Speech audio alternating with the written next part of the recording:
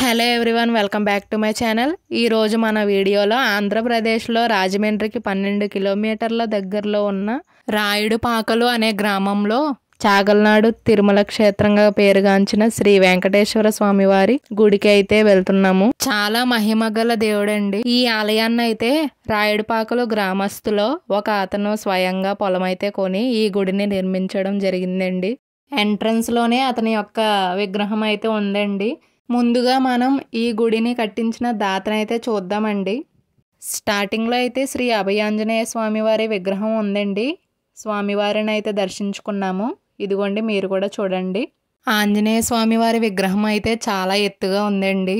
శ్రీ అభయాంజనేయ స్వామివారి గుడి పక్కన అయితే సాయిబాబా వారి గుడి కూడా ఉందండి. లోపలైతే చూపిస్తాను, చూసేయండి.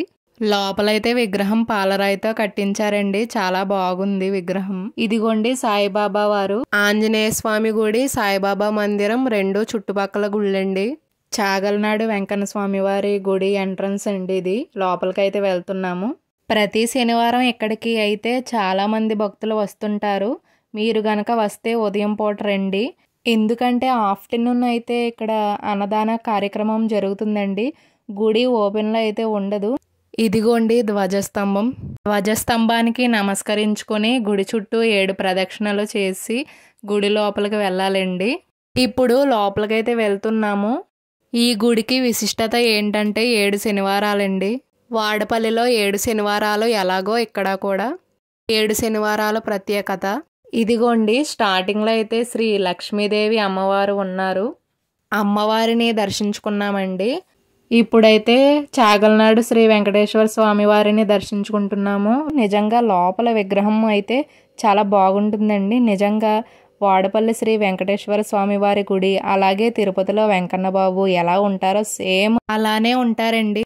ఈ గుడికి ఒక ప్రత్యేకత ఉందండి.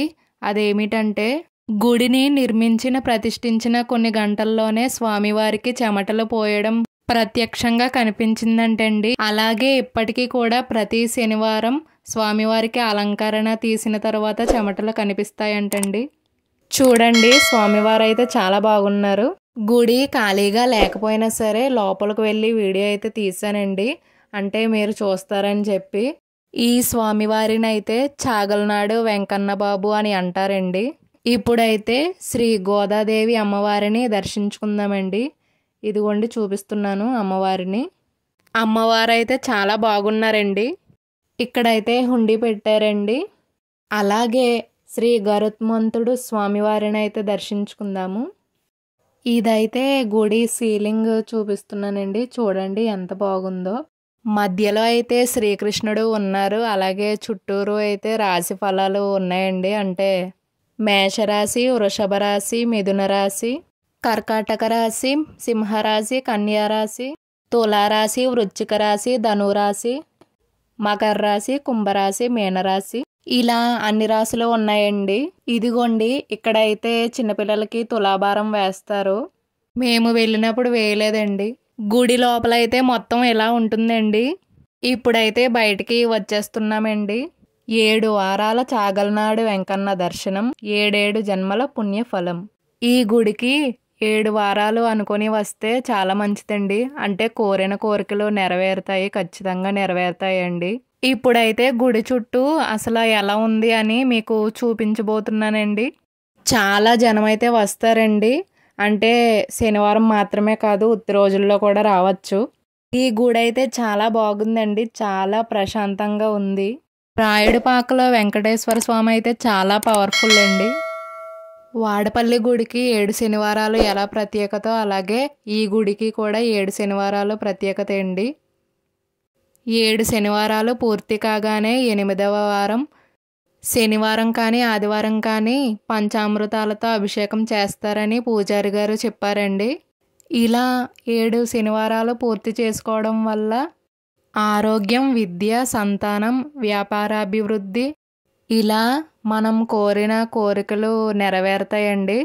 ఈ గుడి విశిష్టత ఏమిటి అని ఇక్కడికి వచ్చిన భక్తుల్ని అడిగానండి. వివాహం కానివారు వచ్చి స్వామివారిని వివాహం కావాలని కోరుకుని నమస్కరించుకుంటే చాలామందికి వివాహం అయ్యిందని ఇక్కడికి వచ్చిన భక్తులు అయితే చెప్పారండి నాకు. చూస్తున్నారు కదండి, చాలామంది భక్తులైతే వస్తున్నారు ఈ ఆలయానికి. గుడి నుంచి బయటకైతే వచ్చేసాము. ఇప్పుడైతే అన్నదాన కార్యక్రమం జరిగే చోటకి వెళ్తున్నామండి. అంటే గుడి నుండి కొంచెమే దూరం ఉంటుంది. లోపలికైతే వెళ్తున్నామండి. భోజనం అయితే ఉచితంగానే పెడతారండి. చాలామంది భక్తులైతే అన్నప్రసాదాన్ని సేవిస్తున్నారండి.